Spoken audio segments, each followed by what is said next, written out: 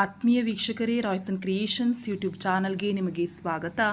ಇಂದಿನ ಈ ವಿಡಿಯೋದಲ್ಲಿ 10ನೇ ತರಗತಿಯ ವಿಜ್ಞಾನ ವಿಷಯದ ಲಾಸ್ಟ್ ಮಿನಿಟ್ ಸ್ಟಡೀಸ್ ಆಗಿರ್ತದೆ ಮಕ್ಕಳೇ. ಈಗ ಆಲ್ರೆಡಿ ಎಲ್ಲವನ್ನ ಓದ್ಕೊಂಡಿದ್ದೀರಾ. ಕ್ವಶನ್ ಆನ್ಸರ್ಸ್ ಇರ್ಬೋದು, ಮಾಡಲ್ ಕ್ವಶನ್ ಪೇಪರ್ಸು, ಆ್ಯನ್ಯುವಲ್ ಎಕ್ಸಾಮ್ಗೆ question papers, model question paper ಪ್ರತಿಯೊಂದನ್ನು ಓದ್ಕೊಂಡಿದ್ದೀರಾ. ಇದು ನಿಮ್ಮ ಲಾಸ್ಟ್ ಮಿನಿಟ್ ಸ್ಟಡೀಸ್ ಆಗಿರುತ್ತೆ. ಬಟ್ ಇದು ವೆರಿ ಇಂಪಾರ್ಟೆಂಟ್, ಯಾಕೆಂದರೆ ಇಲ್ಲಿ ಹೇಳ್ತಿರೋ ಕ್ವಶನ್ಸ್ಗಳು 100% ನಿಮ್ಮ ಕ್ವಶನ್ ಪೇಪರ್ಸ್ಗೆ ಬರುವಂತಹ ಪ್ರಶ್ನೆಗಳ ಡೆಫಿನೆಟ್ ಕ್ವಶನ್ಸ್ ಆಗಿರ್ತದೆ ಮಕ್ಕಳ. ಹಾಗಾಗಿ ನೀವು ಇದನ್ನು ಕೊನೆ ಬಾರಿ ಒಂದು ಸಾರಿ ರಿವೈಸ್ ಮಾಡಿಕೊಂಡು ನಿಮ್ಮ ಎಕ್ಸಾಮ್ಗೆ ಹೋಗಿ ಎಷ್ಟೋ ಕ್ವಶನ್ಸ್ಗಳು ಇದರಿಂದ ಬರ್ತದೆ ಅಂತ ಹೇಳ್ತಾ ವಿಡಿಯೋನ ಎಂಡ್ ಮಾಡ್ತಾ ಇದ್ದೀನಿ. ಒಟ್ಟಾರೆ ನಿಮ್ಗೆ ಇದರಲ್ಲಿ 12 ಚಿತ್ರ ಬರೆಯಲಿರ್ತದೆ, 4 ಹಾಟ್ ಕ್ವಶನ್ಸ್ಗಳು. ಅವುಗಳನ್ನು ಸಹ ನಾವು ಹೇಳ್ತಾ ಹೋಗ್ತೀವಿ ಯಾವ ಅಂತ ಹೇಳಿ. ಒಟ್ಟಾರೆ 16 ಅಂಕಗಳು ಈಸಿಯಾಗಿ ಗಳಿಸುತ್ತೆ. ಅದಲ್ದಲೇ ಇನ್ನೂ ಬರುವಂಥ ಪ್ರಶ್ನೆಗಳನ್ನ ನೋಡ್ತಾ ಹೋಗೋಣ. ಇವೆಲ್ಲ ಚಿತ್ರಗಳು ನಾನು ಏನೇ ಹೇಳ್ಬೇಕಾಗಿಲ್ಲ, ಕಂಪ್ಲೀಟ್ ಇದೆಲ್ಲ ನಿಮಗೆ ಚಿತ್ರಕ್ಕೆ ಬರುವಂಥದ್ದು. ಇದಿಷ್ಟು ಚಿತ್ರಗಳನ್ನು ನೀವು ಅಭ್ಯಾಸವನ್ನು ಮಾಡಿಕೊಂಡೇ ಇರಲೇಬೇಕು. ಮತ್ತು ಇವುಗಳ ಚಿಹ್ನೆಗಳು, ವಿದ್ಯುತ್ ಮಂಡಲದಲ್ಲಿ ಉಪಯೋಗಿಸುವ ಘಟಕಗಳು ಹಾಗೂ ಅವುಗಳ ಚಿಹ್ನೆಗಳು ಕಂಪಲ್ಸರಿ. ಇದರಲ್ಲಿ ಯಾವುದಾದ್ರೂ 1 ಅಥವಾ 2 ಚಿಹ್ನೆಗಳನ್ನ ನಿಮಗೆ ಎಕ್ಸಾಮಲ್ಲಿ ಕೇಳ್ತಾರೆ. ಹಾಗಾಗಿ ಇದಿಷ್ಟನ್ನು ನೋಡ್ಕೊಳ್ಳಿ. ಮತ್ತು ದರ್ಪಣದಿಂದ ಮತ್ತು ಪೀನ ಮಸೂರದಿಂದ ಎರಡರಿಂದಲೂ ಬರುವಂತಹ ರೇಖಾಚಿತ್ರಗಳನ್ನು ಪ್ರಾಕ್ಟೀಸ್ ಮಾಡ್ಕೊಳ್ಳಿ. ಪ್ರತಿಬಿಂಬದ ಸ್ಥಾನ, ಗಾತ್ರ, ಸ್ವಭಾವ ಇವು 3 ಸಹ ಕೇಳ್ತಾರೆ. ಹಾಗಾಗಿ ಯಾವುದರಿಂದ ಬೇಕಾದರೂ ಅವರು ನಿಮಗೆ ಕೇಳುವ ಸಾಧ್ಯತೆಗಳಿರ್ತದೆ ಮಕ್ಕಳ. ಹಾಗಾಗಿ ಚೆನ್ನಾಗಿ ಅಭ್ಯಾಸವನ್ನು ಮಾಡ್ಕೊಳ್ಳಿ. ಇದಿಷ್ಟು ನಿಮಗೆ ಚಿತ್ರಕ್ಕೆ ಬರ್ತದೆ. ನೆಕ್ಸ್ಟ್ ನಿಯಮಗಳು. ಇವೆಲ್ಲ ಕಂಪಲ್ಸರಿ ಮಕ್ಕಳ. ಇದರಲ್ಲಿ ಇದೇ ಕೇಳ್ತಾರೆ ಅಂತಲ್ಲ, ಯಾವ್ದು ಬೇಕಾದರೂ ಕೇಳ್ಬೋದು. ಓಮ್ನ ನಿಯಮವನ್ನು ಕೇಳ್ಬೋದು, ಅಥವಾ ಅದ್ರ ಮೇಲೆ ಲೆಕ್ಕವನ್ನಾದರೂ ಕೇಳ್ಬೋದು. ಸ್ಥಿರ ತಾಪಮಾನದಲ್ಲಿ ವಾಹಕದಲ್ಲಿನ ವಿದ್ಯುತ್ ಪ್ರವಾಹವು ವಿಭವಾಂತರಕ್ಕೆ ನೇರ ಅನುಪಾತದಲ್ಲಿರ್ತದೆ. I ಪ್ರಪೋರ್ಷನಲ್ ಟು V ಅಥವಾ V proportional to I. Next ಜೌಲ್ನ ಉಷ್ಣೋತ್ಪಾದನಾ ನಿಯಮ H = I²RT. ಇದನ್ನು ನೆನ್ಪಿಟ್ಕೊಳ್ಳಿ. ಆಮೇಲೆ ನೀವು ಒಂದು ವ್ಯಾಖ್ಯಾನವನ್ನು ಬರೆಯೋದು, ನಿಯಮವನ್ನು ಬರೆಯೋದು ಬಹಳ ಈಸಿ. ಬಲಗೈನ ಹೆಬ್ಬೆರಳು ನಿಯಮ. ಹೆಬ್ಬೆರಳು ವಿದ್ಯುತ್ ಪ್ರವಾಹದ ದಿಕ್ಕನ್ನು, ಉಳಿದವು ಕಾಂತೀಯ ಬಲರೇಖೆಯನ್ನು ಸೂಚಿಸ್ತದೆ. ಅದೇ ಫ್ಲೆಮಿಂಗನ ಎಡಗೈ ನಿಯಮ ಅಥವಾ ಮೋಟಾರ್ ನಿಯಮಕ್ಕೆ ಬಂದರೆ ಹೆಬ್ಬೆರಳು ವಾಹಕದ ಚಲನೆ, ತೋರ್ಬೆರಳು ಕಾಂತಕ್ಷೇತ್ರ, ಮಧ್ಯದ ಬೆರಳು ವಿದ್ಯುತ್ ಪ್ರವಾಹದ ದಿಕ್ಕು. ಇದಿಷ್ಟನ್ನು ಅಲ್ಲಿ ನೋಡ್ಕೊಳ್ಳಿ.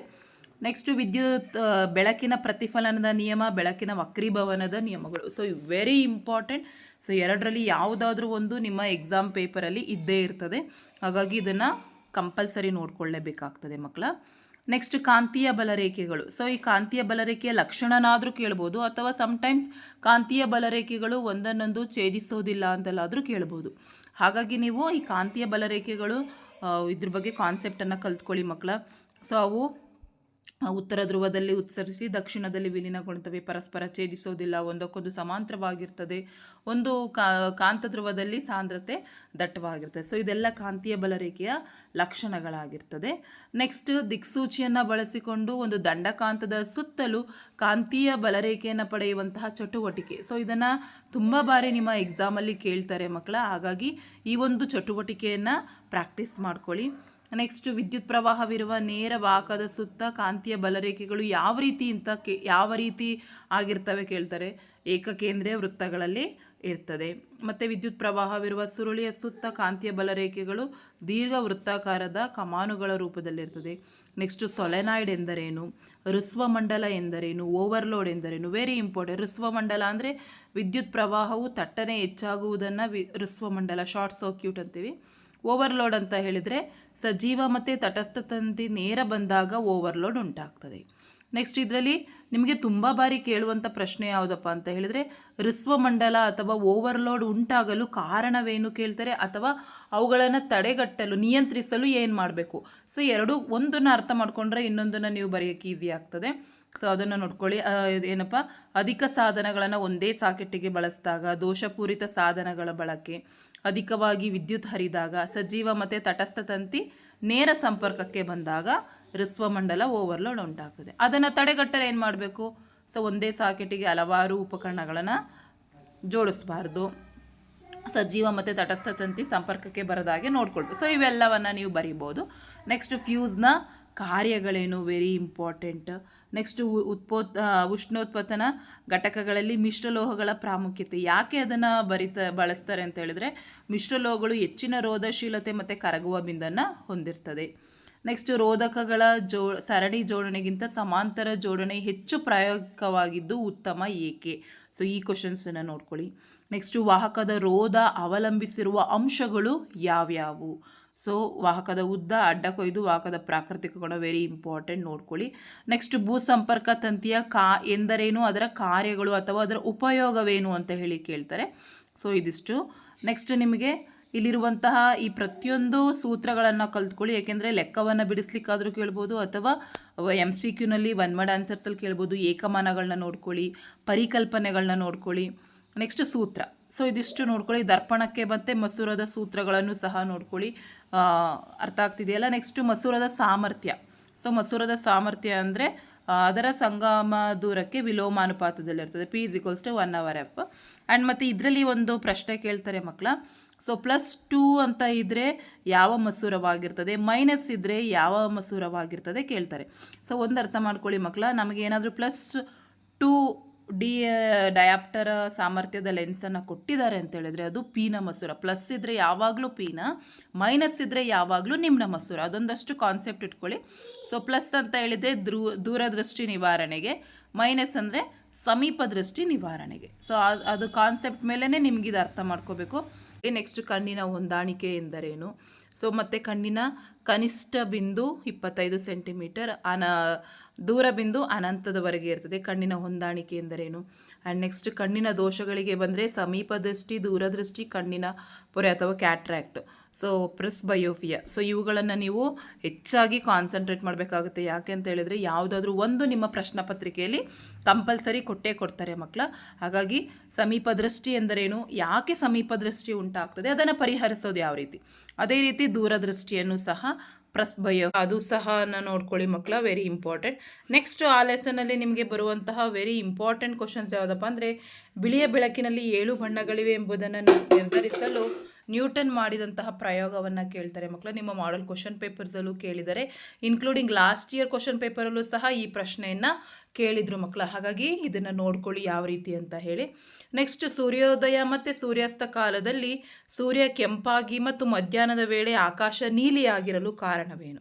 ಸೊ ಯಾಕೆ ಅಂತೇಳಿದರೆ ಸೂರ್ಯನ ಬೆಳಕು ನಮ್ಮ ಕಣ್ಣನ್ನು ತಲುಪುವ ಮೊದಲು ದಿಗಂತದ ಸಮತಲದಲ್ಲಿ ಸಮೀಪದಲ್ಲಿನ ಗಾಳಿಯ ದಪ್ಪ ಪದರದಲ್ಲಿ ಹಾಗೂ ಹೆಚ್ಚು ವಾಯುಭಾರ ಮಂಡಲದಲ್ಲಿ ಹಾದು ಹೋಗ್ತದೆ. ದಿಗಂತದಲ್ಲಿ ಬಿಳಿ ಕಣಗಳಿಂದ ಹೆಚ್ಚಿನ ನೀಲಿ ಬೆಳಕು ಮತ್ತು ಕಡಿಮೆ ತರಂಗ ದೂರದ ಬೆಳಕು ಚದುರಿ ಹೋಗ್ತದೆ. ಆದ್ದರಿಂದ ನಮ್ಮ ಕಣ್ಣನ್ನು ತಲುಪುವ ಬೆಳಕು ಹೆಚ್ಚು ತರಂಗಾಂತರ ಉಳ್ಳದಾಗಿರೋದ್ರಿಂದ ಸೂರ್ಯನ ಬಣ್ಣ ಯಾವಾಗಲೂ ಕೆಂಪಾಗಿರ್ತದೆ. ಸೊ ಯಾಕೆ ಮಧ್ಯಾಹ್ನದ ವೇಳೆ ನತ್ತಿಯ ಮೇಲೆ ಸೂರ್ಯನ ಬೆಳಕು ನಮ್ಮ ಕಣ್ಣನ್ನು ತಲುಪಲು ಕಡಿಮೆ ದೂರವನ್ನು ಪ್ರಯಾಣಿಸುತ್ತದೆ ಅಂದರೆ, ಕಡಿಮೆ ತರಂಗ ದೂರ ಹೊಂದಿರುವ ನೀಲಿ ಮತ್ತು ನೇರಳೆ ಬಣ್ಣ ಚದುರಿ ಆಕಾಶ ನೀಲಿಯಾಗಿ ಗೋಚರವಾಗ್ತಾ ಇರ್ತದೆ. ನೆಕ್ಸ್ಟ್ ನಿಸರ್ಗದಲ್ಲಿ ಕಾಮನ ಬಿಲ್ಲು ಹೇಗೆ ಉಂಟಾಗ್ತದೆ ವಿವರಿಸಿ. So very important. ಅದರಲ್ಲಿ ಅತಿ ಹೆಚ್ಚು ಬಾಗುವ ಮತ್ತು ಅತಿ ಕಡಿಮೆ ಬಾಗುವ ಬಣ್ಣ ಅದನ್ನು ಸಹ ತಿಳ್ಕೊಳ್ಳಿ. ನೇರಳೆ ಬಣ್ಣ ಗರಿಷ್ಠವಾಗಿ ಬಾಗ್ತದೆ, ಕೆಂಪು ಬಣ್ಣ ಕಡಿಮೆ ಆಗಿ ಬಾಗ್ತದೆ, ಯಾಕೆಂದರೆ ಅದು ತರಂಗಾಂತರ ಹೆಚ್ಚಾಗಿರುತ್ತೆ. ಸೊ ನಿಸರ್ಗದಲ್ಲಿ ಕಾಮನ ಬಿಲ್ಲು ಉಂಟಾಗುವುದು ಅದು ವೆರಿ ಇಂಪಾರ್ಟೆಂಟ್ ಮಕ್ಕಳ. ಆ ಕ್ವಶನ್ಸ್ ನೋಡ್ಕೊಳ್ಳಿ.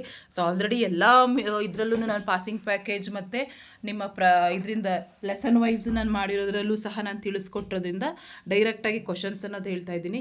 ನೆಕ್ಸ್ಟ್ ದೂರದ ಮತ್ತು ಹತ್ತಿರದ ವಸ್ತುಗಳನ್ನು ನೋಡಲು ಕಣ್ಣಿನ ಮಸೂರವು ಹೇಗೆ ಹೊಂದಾಣಿಕೆ ಮಾಡಿಕೊಳ್ಳುತ್ತದೆ? ಸೊ ಇಂಪಾರ್ಟೆಂಟ್ ಕ್ವಶನ್ ಆನ್ಸರ್ ಮಕ್ಕಳ, ನೋಡ್ಕೊಳ್ಳಿ. ಏಕೆಂದರೆ ಸೀಲಿಯರಿ ಸ್ನಾಯುಗಳು ಹಿಗ್ಗಿದಾಗ ಮಸೂರದ ವಕ್ರತೆ ಕಡಿಮೆ ಆಗ್ತದೆ ಮತ್ತು ತೆಳ್ಳಗಾಗ್ತದೆ. ಆಗ ಮಸೂರದ ಸಂಗಮ ದೂರ ಹೆಚ್ಚಾಗ್ತದೆ ಮತ್ತು ದೂರದ ವಸ್ತುಗಳು ಸ್ಪಷ್ಟವಾಗಿ ಗೋಚರಿಸ್ತದೆ. ಅದೇ ರೀತಿ ಹತ್ತಿರದ ವಸ್ತುಗಳು ಗೋಚರವಾಗಲು ಯಾವ ರೀತಿ ಮಾಡ್ಕೊಳುತ್ತೆ ನೋಡ್ಕೊಳ್ಳಿ. ನೆಕ್ಸ್ಟ್ ನಕ್ಷತ್ರಗಳು ಏಕೆ ಮಿನುಗುತ್ತವೆ?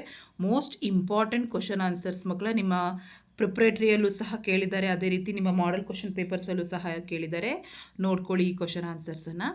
ನೆಕ್ಸ್ಟ್ ರಾಸಾಯನಿಕ ಕ್ರಿಯೆಗೆ ಬಂದಾಗ, ರಾಸಾಯನಿಕ ಕ್ರಿಯೆ ನಡೆದಿದೆ ಅಂತ ಹೇಳಲಿಕ್ಕೆ ನಮಗೊಂದಷ್ಟು ರೀಸನ್ಸ್ ಬೇಕು. ಏನೆಲ್ಲ ಕಾರಣಗಳು ಅಂತ ಕೇಳ್ತಾರೆ. ಹೊಸ ಉತ್ಪನ್ನಗಳು ಉಂಟಾಗ್ತವೆ, ರಾಸಾಯನಿಕ ಸ್ಥಿತಿ ಬದಲಾವಣೆ, ಅನಿಲ ಬಿಡುಗಡೆ, ತಾಪದಲ್ಲಿ ಬದಲಾವಣೆ, ಬಣ್ಣ ಮತ್ತು ವಾಸನೆಯಲ್ಲಿ ಬದಲಾವಣೆ. ನೆಕ್ಸ್ಟ್ ನೀವಲ್ಲಿ ರಾಸಾಯನಿಕ ಕ್ರಿಯೆಗಳ ವಿಧಗಳಷ್ಟನ್ನು ನೋಡ್ಕೊಳ್ಳಿ. ಏಕೆಂದರೆ ಅದರಲ್ಲಿರುವಂತಹ ಸಮೀಕರಣಗಳನ್ನು ನಿಮಗೆ ಸರಿದೂಗಿಸಿ ಬರೀಲಿಕ್ಕಾದರೂ ಕೇಳ್ಬೋದು, ಅಥವಾ ಹೇಳಿಕೆ ಕೊಟ್ಟು ಅದನ್ನು ಬರೀಲಿಕ್ಕಾದರೂ ಕೇಳ್ಬೋದು. ಡೆಫಿನೇಷನ್ಸ್ಗಾದರೂ ಕೇಳ್ಬೋದು. ಹಾಗಾಗಿ ಈ 4 ವಿಧಗಳನ್ನು ನೀವು ಪ್ರಾಕ್ಟೀಸ್ ಮಾಡ್ಕೊಳ್ಳಿ. ಏಕೆಂದರೆ ಈ ಪಾಠದಿಂದ 4 ಅಂಕಕ್ಕೆ ಬರ್ತದೆ. 3 ಅಂತೂ ಸಮೀಕರಣ ಸರಿದೂಗಿಸ್ಲಿಕ್ಕೆ ಬರ್ತದೆ. 1 ಅಂಕ ನಿಮಗೆ MCQನಲ್ಲಿ ಅಥವಾ ಒನ್ ವರ್ಡ್ ಆನ್ಸರ್ಸಲ್ಲಿ ಬರ್ಬೋದು. ಸೊ ಇದರಲ್ಲಿ ಇಂಪಾರ್ಟೆಂಟ್ ಅಂದರೆ ಉತ್ಕರ್ಷಣ ಕ್ರಿಯೆ, ಅಪಕರ್ಷಣ ಕ್ರಿಯೆ ಅಂದ್ರೇನು, ರೆಡಾಕ್ಸ್ ರಿಯಾಕ್ಷನ್ಸ್ ಅಂದ್ರೇನು, ನಶಿಸುವಿಕೆ ಎಂದರೇನು ಅಥವಾ ಅದನ್ನು ತಡೆಗಟ್ಟುವುದು ಯಾವ ರೀತಿ, ಕಮಟುವಿಕೆ ಎಂದರೇನು, ಅದನ್ನು ಯಾವ ರೀತಿ ನಾವು ತಡೆಗಟ್ತೀವಿ. ಸೊ ಇದಿಷ್ಟು ಪಾಯಿಂಟ್ಸು ನಿಮಗೆ ಆ ಪಾಠದಿಂದ ರಾಸಾಯನಿಕ ಸಮೀಕರಣಗಳಿಂದ ಬರುವಂಥ ಕ್ವಶನ್ಸ್ ಆಗಿರ್ತದೆ. ನೆಕ್ಸ್ಟು ಆಮ್ಲ, ಪ್ರತ್ಯಾಮ್ಲಗಳು ಮತ್ತು ಲವಣಗಳಿಗೆ ಬಂದರೆ pH ವ್ಯಾಲ್ಯೂನ ತುಂಬ ಹೆಚ್ಚು ಗಮನ ಕೊಟ್ಟು ನೋಡ್ಕೊಂಡಿರಿ ಮಕ್ಕಳ. ಸೊ ಆಲ್ರೆಡಿ ಎಲ್ಲ ನೋಡಿದರೆ ಒಂದು ಸರಿ ರಿವೈಸ್ ಮಾಡ್ಕೊಳ್ಳಿ. ಸೊ 7ರಿಂದ ಕೆಳಗಡೆ ಇದ್ದರೆ ಅದು ಆಮ್ಲೀಯ ಗುಣ, 7ರಿಂದ 14ರವರೆಗೆ ಇದು ಪ್ರತ್ಯಾಮ್ಲೀಯ ಗುಣ. ಸೊ ಮತ್ತು ಅಲ್ಲಿ ಲಿಟ್ಮಸ್ ಕಾಗದಗಳನ್ನು ಹಚ್ಚಿದಾಗ ಯಾವ ರೀತಿ ಅದು ಬಣ್ಣ ಬದಲಾಗುತ್ತೆ, ಸೊ ಆಮ್ಲ ಅಂತ ಹೇಗೆ ನೀವು ಐಡೆಂಟಿಫೈ ಮಾಡ್ತೀರಾ, ಪ್ರತ್ಯಾಮ್ಲ ಅದನ್ನು ನೋಡ್ಕೊಳ್ಳಿ. ಮತ್ತು ಕೆಲವಷ್ಟು ದ್ರಾವಣಗಳನ್ನ ಕೊಟ್ಬಿಟ್ಟು ಯಾವುದರಲ್ಲಿ ಆಮ್ಲೀಯತೆ ಹೆಚ್ಚಾಗಿದೆ, ಯಾವುದರಲ್ಲಿ ಆಮ್ಲೀಯತೆ ಕಡಿಮೆ ಅಂತ ಹೇಳಿ pH ಸ್ಕೇಲ್ ಮೇಲೆ ಕೇಳ್ತಾರೆ. Very important, ನೋಡ್ಕೋಬೇಕಾಗ್ತದೆ. ನೆಕ್ಸ್ಟು ಆಮ್ಲ ಮಳೆಯಲ್ಲಿರುವ pH ಎಷ್ಟಿದೆ, ಜಠರದಲ್ಲಿ ಎಷ್ಟಿದೆ, ಹಲ್ಲಿನ ಸವೆತ ಯಾವ ರೀತಿ ಉಂಟಾಗ್ತದೆ, ಅದನ್ನು ತಡೆಗಟ್ಟಲು ಏನು ಮಾಡ್ತೀವಿ ಅದನ್ನು ನೋಡ್ಕೊಳ್ಳಿ.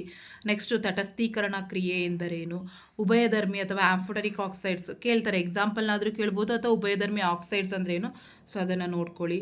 ನೆಕ್ಸ್ಟು ಅದರಲ್ಲಿ ಬರುವಂತಹ ಲವಣಗಳು, ಪ್ರತಿಯೊಂದು ಲವಣಗಳದು ಸಾಮಾನ್ಯ ಹೆಸರು, ರಾಸಾಯನಿಕ ಹೆಸರು, ಉಪಯೋಗ ಮತ್ತು ಅದನ್ನು ಹೇಗೆ ತಯಾರಿಸ್ತಾರೆ, ಇದು ಮೋಸ್ಟ್ ಇಂಪಾರ್ಟೆಂಟು. ಯಾವುದಾದ್ರೂ ಒಂದು ಉಪಯೋಗಗಳನ್ನು ಇಷ್ಟರೊಳಗಡೆ ಮಕ್ಕಳ ನಿಮಗೆ ಕೇಳಿರ್ತಾರೆ, ಹಾಗಾಗಿ ಅದನ್ನು ನೋಡ್ಕೊಳ್ಳಿ.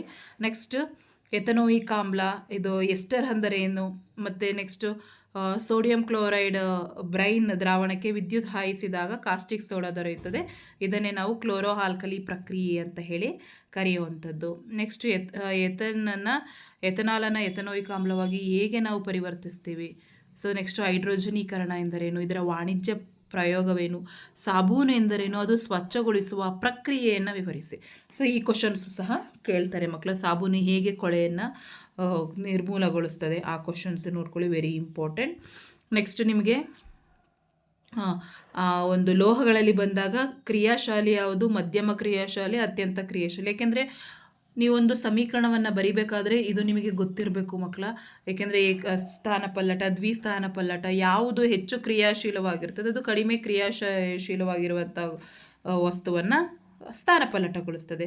ಹಾಗಾಗಿ ಅದನ್ನು ನೋಡ್ಕೊಳ್ಳಿ. ನೆಕ್ಸ್ಟು ಹೈಡ್ರೋಕಾರ್ಬನ್ಸ್ಗಳಿಗೆ ಬಂದರೆ ಅದರ ಸಾಮಾನ್ಯ ಅಣುಸೂತ್ರ ಮತ್ತು ಅದರಲ್ಲಿ ಏಕಬಂಧ, ಆಲ್ಕೇನ್, ಆಲ್ಕೀನ್, ಆಲ್ಕೈನ್, ಸೊ ಅವುಗಳಲ್ಲಿ ಯಾವ ಬಂಧ ಇದೆ ಮತ್ತು ಅದರ ಹೆಸರನ್ನು ಬರೆಯೋದನ್ನು ಕಲ್ತ್ಕೋಬೇಕು ಮಕ್ಕಳ. ಅರ್ಥ ಆಗ್ತಾ ಇದೆಯಾ? ಆಲ್ಕೇನ್ ಅಂತ ಹೇಳಿದರೆ ಸಿಂಗಲ್ ಬಾಂಡ್, ಆಲ್ಕೀನ್ ಮತ್ತು ಆಲ್ಕೈನ್ ಅಂತ ಅಂದರೆ ಡಬಲ್ ಆ್ಯಂಡ್ ಟ್ರಿಪಲ್ ಬಾಂಡ್ಸ್ ಇರ್ತದೆ.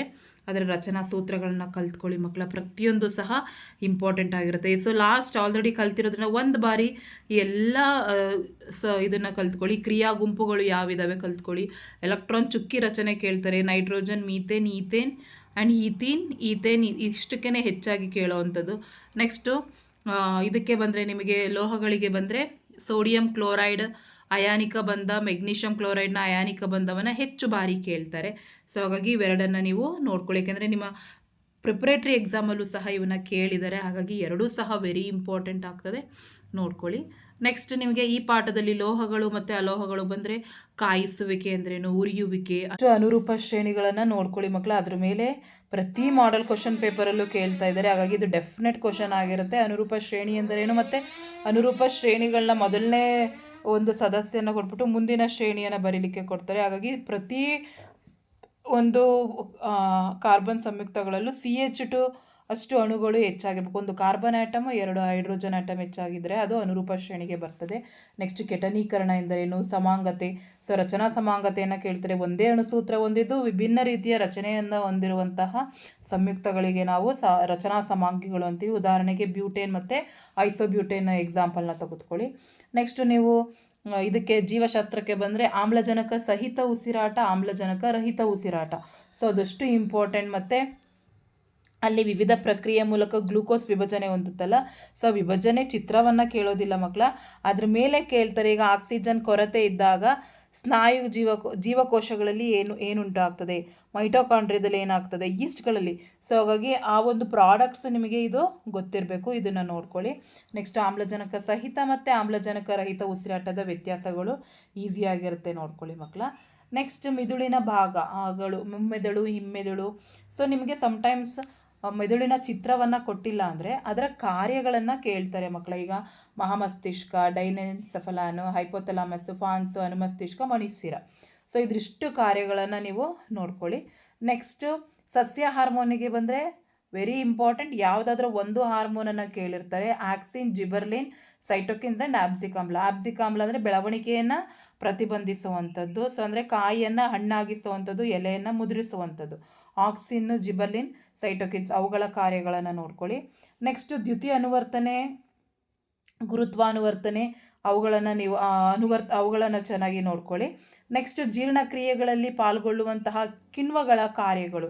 ಸೊ ಯಾವುದು ಬೇಕಾದರೂ ಕೇಳ್ಬೋದು. ಲಾಸ್ಟ್ ಇಯರ್ ನಿಮಗೆ ಟ್ರಿಪ್ಸಿನ್, ಪೆಪ್ಸಿನ್ ಮತ್ತು ಲಿಪೇಸ್ ಬಗ್ಗೆ ಕೇಳಿದರು. ಸೊ ಹಾಗಾಗಿ ಈ ಸಲೈವರಿ ಅಮೈಲೇಸ್ನ ನೋಡ್ಕೊಳ್ಳಿ. ರೆನಿನ್ನ ಕಾರ್ಯಗಳನ್ನು ನೀವು ಚೆನ್ನಾಗಿ ನೋಡ್ಕೊಳ್ಳಿ. ನೆಕ್ಸ್ಟ್ ಮಾನವರಲ್ಲಿ ಮತ್ತು ಪಕ್ಷಿಗಳಲ್ಲಿ ಆಕ್ಸಿಜನ್ ಯುಕ್ತ ಮತ್ತು ಆಕ್ಸಿಜನ್ ರಿಕ್ತ ರಕ್ತವನ್ನು ಬೇರ್ಪಡಿಸಬೇಕಾಗ್ತದೆ. ಅವಶ್ಯಕತೆ ಏನು ಅಂತ ಹೇಳಿ ಕೇಳ್ತಾರೆ. ಯಾಕೆಂದರೆ ಮಾನವ ಮತ್ತು ಪಕ್ಷಿಗಳಲ್ಲಿ ಚಟುವಟಿಕೆ ಹೆಚ್ಚಾಗಿರೋದ್ರಿಂದ ಆಕ್ಸಿಜನ್ ಅವಶ್ಯಕತೆ ಇದೆ. ಇದರಿಂದಾಗಿ ಹೆಚ್ಚು ಶಕ್ತಿ ಒದಗ್ತದೆ ಮತ್ತು ದೇಹದ ತಾಪವನ್ನು ಸ್ಥಿರವಾಗಿರ್ತದೆ. ನೆಕ್ಸ್ಟ್ ಇಮ್ಮಡಿ ರಕ್ತ ಪರಿಚಲನೆ ಎಂದರೇನು, ಅದರಲ್ಲಿ ಪುಪ್ಪಸಕ ರಕ್ತ ಪರಿಚಲನೆ, ದೈಹಿಕ ರಕ್ತ ಪರಿಚಲನೆ ನೋಡ್ಕೊಳ್ಳಿ. ನೆಕ್ಸ್ಟು ನಿರ್ನಾಳ ಗ್ರಂಥಿಗಳು ಮತ್ತು ಅವುಗಳ ಸ್ಥಾನ, ಅವುಗಳು ಸ್ರವಿಸುವ ಹಾರ್ಮೋನು ಮತ್ತು ಅವುಗಳ ಕಾರ್ಯ, ಇದಿಷ್ಟು ಸಹ ನೋಡ್ಕೊಳ್ಳಿ. ಯಾವುದು ಬೇಕಾದರೂ ಅವರು ಕೇಳುವ ಸಾಧ್ಯತೆ ಇರ್ತದೆ. ಆ್ಯಂಡ್ ಮೋಸ್ಟ್ ಇಂಪಾರ್ಟೆಂಟ್ ಬಂದು ಮೆಂಡಲಿಯರ ಏಕತಳೀಕರಣ ಮತ್ತು ದ್ವಿತಳೀಕರಣ ಎರಡನ್ನೂ ನೋಡ್ಕೊಳ್ಳಿ. ಅವುಗಳ ಅನುಪಾತಗಳನ್ನು ಸಹ ನೋಡ್ಕೋಬೇಕು ಮಕ್ಕಳ. ವ್ಯಕ್ತರೂಪದ ಅನುಪಾತ ಮತ್ತು ಗುಣಾನುಪಾತ ಅಂದರೆ ಜಿನೋಟೊಪಿಕ್ ರೇಷಿಯೋ ಮತ್ತು ಫಿನೋಟೊಪಿಕ್ ರೇಷಿಯೋ ಎರಡನ್ನೂ ಸಹ ನೋಡ್ಕೊಳ್ಳಿ. ಇದು ವೆರಿ ವೆರಿ ಇಂಪಾರ್ಟೆಂಟ್ ಆಗಿರುವಂಥದ್ದು. ಸೊ ಇದರ PDF ಅನ್ನು ನಾನು ಡಿಸ್ಕ್ರಿಪ್ಷನ್ಗೆ ಹಾಕಿರ್ತೀನಿ. ನೆಕ್ಸ್ಟ್ ಮೆಂಡೆಲರ ದ್ವಿತಳೀಕರಣ, ಇದು ಸಹ ವೆರಿ ಇಂಪಾರ್ಟೆಂಟ್ ಆಗಿರುತ್ತದೆ, ಹಾಗಾಗಿ ನೋಡ್ಕೊಳ್ಳಿ ಮಕ್ಕಳ. ನೆಕ್ಸ್ಟ್ ಇನ್ನೊಂದು ಪ್ರಶ್ನೆ ಮೋಸ್ಟ್ ರಿಪೀಟೆಡ್ ಆಗಿ ಕೇಳುವಂತಹದ್ದು, ಲಿಂಗ ನಿರ್ಧರಣೆಯಲ್ಲಿ ತಂದೆಯಿಂದ ಲಿಂಗ ನಿರ್ಧರಣೆ ಆಗುತ್ತದೆಯೇ ವಿವರಿಸಿ ಅಂತ ಕೇಳ್ತಾರೆ. ಸೊ ಹೌದು, ಏಕೆಂದರೆ ಸಂತಾನೋತ್ಪತ್ತಿಯ ಸಮಯದಲ್ಲಿ ತಂದೆಯಿಂದ ಎಕ್ಸ್ ವರ್ಣ ತಂತುವನ್ನು ಪಡೆದ್ರೆ ಮಗು ಹುಡುಗಿ ಆಗ್ತದೆ. ಅದೇ ವೈತರಣ ವರ್ಣ ತಂತುವನ್ನು ಪಡೆದ್ರೆ ಮಗು ಹುಡುಗನಾಗಿ ಬೆಳೀತಾನೆ. ಆದರೆ ಹುಡುಗ ಮತ್ತು ಹುಡುಗಿ ಇಬ್ಬರೂ ತಾಯಿಯಿಂದ ಎಕ್ಸ್ ವರ್ಣ ತಂತುವನ್ನೇ ಪಡೆಯುವಂಥದ್ದು. ಆದ್ದರಿಂದ ತಂದೆಯಿಂದಲೇ ಮಗುವಿನ ಲಿಂಗ ನಿರ್ಧಾರ ಆಗ್ತದೆ. ಸೊ ಈ ಒಂದು ಕ್ವಶನನ್ನು ಮೋಸ್ಟ್ ರಿಪೀಟೆಡ್ ಆಗಿ ಕೇಳ್ತಿದ್ದಾರೆ. ಆ್ಯಂಡ್ DNA ಸ್ವಪ್ರತೀಕರಣ ಎಂದರೇನು, ನೆಕ್ಸ್ಟು ಇದರ ಸಂತಾನೋತ್ಪತ್ತಿಯ ಬಗ್ಗೆ, ಅದರಲ್ಲಿ ಅಲೈಂಗಿಕ ಸಂತಾನೋತ್ಪತ್ತಿ ಎಂದರೇನು, ಅವುಗಳ ವಿಧಗಳನ್ನು ನೋಡ್ಕೊಳ್ಳಿ ಮಕ್ಕಳ. ಸೊ ಯಾಕೆ ಅಂತ ಹೇಳಿದರೆ ಇದನ್ನು ಒನ್ ವರ್ಡ್ ಆನ್ಸರ್ಸಲ್ಲಿ ಕೇಳ್ತಾರೆ ಅಥವಾ 5 ಅಂಕಕ್ಕೆ ಕೇಳಿದಾಗ ಸೊ ಸಬ್ ಕ್ವಶನ್ಸಲ್ಲಿ ಹಾಕಿ ಕೇಳ್ತಾರೆ ಮಕ್ಕಳ. ಈಗ ವಿದಳನ ಅಂದರೆ ಬ್ಯಾಕ್ಟೀರಿಯಾ, ದ್ವಿವಿದಳನಗೆ ಬಂದರೆ ಲಿಶ್ಮೇನಿಯಾ, ತುಂಡರಿಕೆ ಬಂದರೆ ಈಸ್ಟ್ ಮತ್ತು ಶೈವಲಗಳು. ಅದೇ ರೀತಿ ಪುನರುತ್ಪಾದನೆ ಬಂದರೆ ಪ್ಲನೇರಿಯಾ ಬರ್ತದೆ. ತುಂಡರಿಕೆಗೆ spirogyra is also one of the example. And ಮೊಗ್ಗಾಗುವಿಕೆಗೆ ಹೈಡ್ರಾ ಬರ್ತದೆ. ಕಾಯಜ ರೀತಿಯ ಸಂತಾನೋತ್ಪತ್ತಿ ವೆಜಿಟೇಟಿವ್ ಪ್ರೊಪಗೇಷನ್ ಬಂದರೆ ಬ್ರಯೋಫೈಲಮ್ಸ್. ಬಹುವಿದಳನ ಪ್ಲಾಸ್ಮೋಡಿಯಂ. ಬೀಜಕಗಳ ಉತ್ಪಾದನೆ ರೈಸೋಫಸ್. ಸೊ ಇದಿಷ್ಟನ್ನು ನೋಡ್ಕೊಳ್ಳಿ, ಯಾವುದಾದ್ರೂ ಒಂದು ಕೇಳ್ತಾರೆ. ನೆಕ್ಸ್ಟ್ ನಿಮಗೆ ಕಾಯಜ ಸಂತಾನೋತ್ಪತ್ತಿಯ ಅನುಕೂಲಗಳಿದ್ದಾವೆ, 6 ನೋಡ್ಕೊಳ್ಳಿ. ನೆಕ್ಸ್ಟ್ ಮಾನವರಲ್ಲಿ ಗಂಡು ಸಂತಾನೋತ್ಪತ್ತಿಯ ಭಾಗಗಳು, ಕಾರ್ಯಗಳು. ಸೊ ಇದನ್ನು ಸಹ ತುಂಬ ಬಾರಿ ಕೇಳ್ತಾರೆ. ಸೊ ವೃಷಣಗಳು, ವೀರ್ಯನಾಳ, ಪ್ರೋಸ್ಟೇಟ್ ಗ್ರಂಥಿ, ವೀರ್ಯಕೋಶಿ, ಶಿಶ್ನ. ಸೊ ಇದಿಷ್ಟು ಕಾರ್ಯಗಳನ್ನು ನೀವು ನೋಡ್ಕೊಳ್ಬೇಕಾಗತ್ತೆ. ಅದೇ ರೀತಿ ಮಾನವರಲ್ಲಿ ಹೆಣ್ಣು ಸಂತಾನೋತ್ಪತ್ತಿಯ ಭಾಗಗಳು, ಅಂಡನಾಳ, ಅಂಡಾಶಯ, ಗರ್ಭಕೋಶ, ಯೋನಿ ಅವುಗಳನ್ನು ನೋಡ್ಕೊಳ್ಳಿ. ಮತ್ತು ಜರಾಯುವಿನ ಪಾತ್ರವನ್ನು ತುಂಬ ಬಾರಿ ಕೇಳ್ತಾರೆ. ರಚನೆ ಮತ್ತು ಕಾರ್ಯ ಅದಷ್ಟನ್ನು ನೋಡ್ಕೊಳ್ಳಿ. ಅದರ ನೆಕ್ಸ್ಟು ಋತುಚಕ್ರದ ಬಗ್ಗೆ ಕೇಳ್ತಾರೆ. ಋತುಚಕ್ರ ಎಂದರೇನು ಅಂತ ಕೇಳ್ತಾರೆ. ಅಥವಾ ಅಂಡ ಫಲಿತವಾಗದೇ ಇದ್ದರೆ ಏನಾಗ್ತದೆ ಅಂತ ಕೇಳ್ತಾರೆ. ಸೊ ಎರಡಕ್ಕೂ ಸಹ ಒಂದೇ ಉತ್ತರ ಆಗಿರುತ್ತೆ. ನೆಕ್ಸ್ಟ್ ನಮ್ಮ ಪರಿಸರಕ್ಕೆ ಬಂದರೆ ಆಹಾರ ಸರಪಳಿಗಳು ಮತ್ತು ಪರಿಸರ ವ್ಯವಸ್ಥೆಯಲ್ಲಿ ವಿಘಟಕರ ಪಾತ್ರ. ಪೋಷಣಾ ಸ್ತರ ಎಂದರೇನು, ಪರಿಸರ ವ್ಯವಸ್ಥೆಯಲ್ಲಿ ಶಕ್ತಿಯ ಹರಿವು ಯಾವಾಗಲೂ ಏಕಮುಖವಾಗಿರುತ್ತದೆ, ಅದನ್ನು ನೋಡ್ಕೊಳ್ಳಿ. ಜೈವಿಕ ಸಂವರ್ಧನೆ ಎಂದರೇನು, ಮತ್ತು ಸ್ತರಗೋಳದಲ್ಲಿ ಇದು ಓಝೋನ್ ಲೇಯರು ಇದರದ್ದು ಶಿಥಿಲಗೊಳ್ಳುವಿಕೆ ಕಾರಣ ಮತ್ತು ಅದನ್ನು ಯಾವ ರೀತಿ ನಾವು ಸರಿಪಡಿಸ್ಕೋಬೋದು ಅದನ್ನು ಸಹ ನೀವು ನೋಡ್ಕೊಳ್ಳಿ. ಪರಿಹಾರಗಳನ್ನು ನೋಡ್ಕೋಬೇಕು, ಕಾರಣಗಳನ್ನು ನೋಡ್ಕೋಬೇಕು. ನೆಕ್ಸ್ಟು ವ್ಯತ್ಯಾಸಗಳನ್ನು ನೋಡ್ಕೊಳ್ಳಿ ಮಕ್ಕಳ ಒಂದಷ್ಟು. ಸೊ ಈಗ ಅಂತರುಷ್ಣಕ ಮತ್ತು ಬಹಿರುಷ್ಣಕ ವ್ಯತ್ಯಾಸ, ಉತ್ಕರ್ಷಣೆ ಮತ್ತು ಅಪಕರ್ಷಣೆ, ಲೋಹ ಅಲೋಹ, ಸಹವೇಲೆನ್ಸಿ ಅಯಾನಿಕ ಬಂಧಗಳಿಗೆ ವ್ಯತ್ಯಾಸ, ಅಪಧಮನಿ ಅಭಿಧಮನಿ, ನರವ್ಯೂಹ ವ್ಯವಸ್ಥೆ, ಹಾರ್ಮೋನಿನ ವ್ಯವಸ್ಥೆ. ನೆಕ್ಸ್ಟ್ ಲೈಂಗಿಕ ಸಂತಾನೋತ್ಪತ್ತಿ, ಅಲೈಂಗಿಕ ಸಂತಾನೋತ್ಪತ್ತಿ, ಸ್ವಕೀಯ ಪರಾಗಸ್ಪರ್ಶ, ಪರಕೀಯ ಪರಾಗಸ್ಪರ್ಶ. ಸೊ ಇವೆಲ್ಲ ನೀವು ನೋಡ್ಕೋಬೇಕಾಗಿರೋಂಥವು. ಆಲ್ರೆಡಿ ನೀವು ಎಲ್ಲವನ್ನ ಪ್ರಾಕ್ಟೀಸ್ ಮಾಡ್ಕೊಂಡಿದ್ದೀರಾ ಮಕ್ಕಳ. ಸೊ ಇವನ್ನ ಒಂದು ಬಾರಿ ಜಸ್ಟ್ ರೀಕಾಲ್ ಮಾಡಿ. ಇದು ನಿಮ್ಮ ಲಾಸ್ಟ್ ಸ್ಟಡೀಸ್ ಆಗಿರ್ತದೆ. ನಿಮ್ಮ ಎಕ್ಸಾಮ್ಗೆ ಹೋಗ್ತಿರೋದ್ರಿಂದ ನಿಮಗೆ ಇದು ಬಹಳ ಯೂಸ್ಫುಲ್ ಆಗ್ತದೆ ಅಂತ ಹೇಳ್ತಾ ಈ ವಿಡಿಯೋನ ಎಂಡ್ ಮಾಡ್ತಾ ಇದ್ದೀನಿ. Thank you for watching this video.